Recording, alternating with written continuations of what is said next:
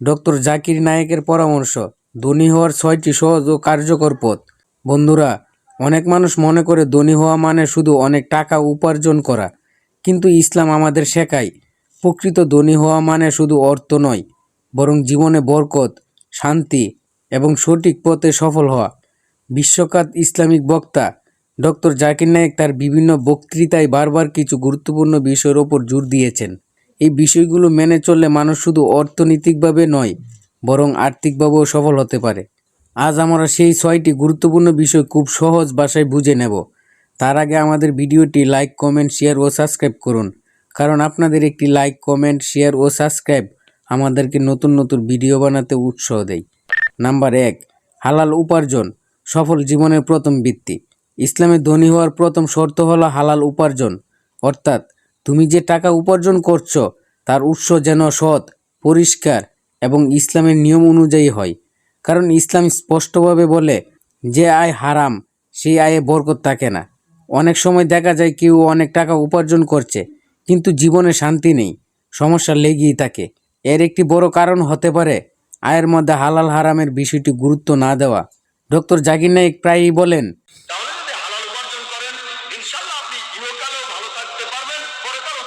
সহজভাবে বললে হালাল আয় হলো এমন একটি ভিত্তি যার উপর জীবনের সফলতা দাঁড়িয়ে থাকে।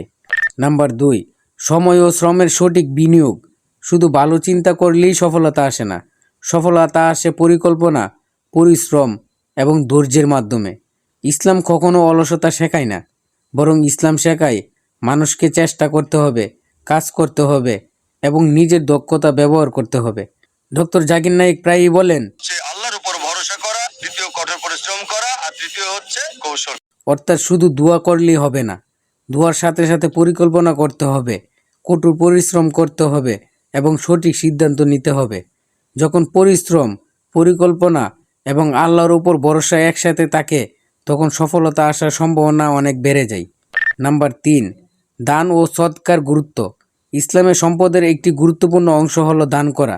মানুষ সাধারণত মনে করে দান করলে সম্পদ কমে যায়, কিন্তু ইসলামের শিক্ষা সম্পূর্ণ উল্টো। ইসলাম বলে দান করলে সম্পদ কমে না, বরং আল্লাহ তা বাড়িয়ে দেন।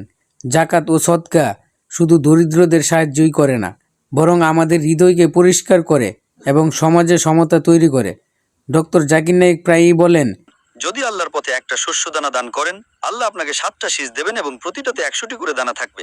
সহজভাবে বললে দান এমন একটি কাজ যা মানুষের সম্পদকে বরকতময় করে তোলে। নাম্বার 4, ঈমান ও তাকওয়া।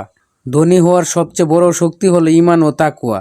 তাকওয়া মানে হলো আল্লাহকে সবসময় মনে রাখা এবং তার ভয়ে ভুল কাজ থেকে দূরে থাকা। অনেক মানুষ অনেক ধনী হয়, কিন্তু জীবনে শান্তি থাকে না, কারণ অর্থ সব কিছু দিতে পারে না। শান্তি আসে আল্লাহর সাথে সম্পর্ক শক্তিশালী হলে। ডক্টর জাকির নায়েক প্রায়ই বলেন, তাকওয়া মানে ধার্মিকতা, আল্লাহকে মেনে চলা এবং ন্যায়নিষ্ঠতা। অর্থাৎ টাকা গুরুত্বপূর্ণ, কিন্তু ঈমান তার থেকেও বেশি গুরুত্বপূর্ণ। নাম্বার 5, শুকরিয়া আদায় করা। ইসলামে কৃতজ্ঞতা হওয়া একটি বড় ইবাদত। আমরা অনেক সময় আল্লাহর কাছ থেকে অনেক কিছু পাই, কিন্তু সেগুলোর জন্য ধন্যবাদ জানাতে ভুলে যাই। কিন্তু ইসলাম শেখায়, যে ব্যক্তি আল্লাহর প্রতি কৃতজ্ঞতা থাকে, আল্লাহ তার নিয়ামত আরও বাড়িয়ে দেন। ডক্টর জাকির নায়েক তার বক্তৃতায় বলেন, বুখারীতে খণ্ড নম্বর 8 যে সত্যিকারের সম্পদ হচ্ছে সন্তুষ্ট হওয়া, ধন সম্পত্তি নয়। সত্যিকারের সম্পদ হলো সন্তুষ্ট হওয়া, প্রতিষ্ঠ হওয়া। আপনার যা কিছু আছে সেটার জন্য বলুন আলহামদুলিল্লাহ। সহজভাবে বললে শুকরিয়া মানুষের হৃদয়কে শান্ত করে এবং জীবনের সফলতাকে আরও সুন্দর করে। নাম্বার 6, ফজরের সালাত, দিনের বরকতের শুরু। ইসলামে 5 ওয়াক্ত সালাতের গুরুত্ব অপরিহার্য, কিন্তু তার মধ্যে ফজরের সালাত বিশেষভাবে গুরুত্বপূর্ণ, কারণ এটি দিনের শুরুতে মানুষকে আল্লাহর স্মরণে নিয়ে আসে। যে ব্যক্তি ফজরের সালাত আদায় করে, সে দিনের শুরুতে আল্লাহর কাছে সাহায্য চায়।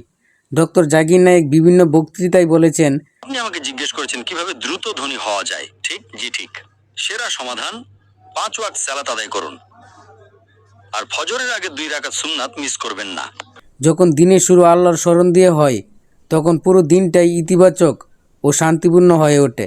শেষ কথা, বন্ধুরা, ধনী হওয়া শুধু অর্থের বিষয় নয়, বরং ধনী হওয়া মানে হালাল উপার্জন করা, পরিশ্রম করা, দান করা, ঈমান শক্ত রাখা, আল্লাহর প্রতি কৃতজ্ঞতা থাকা এবং সালাত ঠিকভাবে আদায় করা। এই 6টি বিষয় যদি আমরা জীবনে অনুসরণ করি তাহলে ইনশাল্লাহ আমাদের জীবনে শুধু অর্থে নয় বরং বরকতেও সমৃদ্ধ হবে। তো বন্ধুরা, আমাদের ভিডিওটি যদি আপনাদের কাছে ভালো লেগে থাকে তাহলে আমাদের চ্যানেলটি লাইক, কমেন্ট, শেয়ার ও সাবস্ক্রাইব করুন পরবর্তী নতুন নতুন ভিডিও দেখার জন্য।